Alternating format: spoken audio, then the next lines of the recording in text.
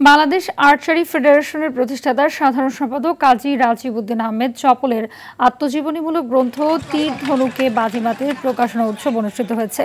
বর্ষিয়ান সাংবাদিক শামীম চৌধুরীর সম্পাদনায় বইটি প্রকাশ করেছে অন্যপ্রকাশ।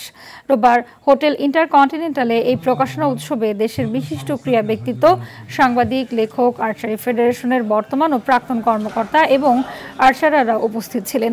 এছাড়া ওয়ার্ল্ড আর্চারির মহাসচিব টম ডিলেন সহ বেশ কয়েকটি দেশের আর্চারি ফেডারেশনের প্রেসিডেন্ট ছিলেন এই অনুষ্ঠানে।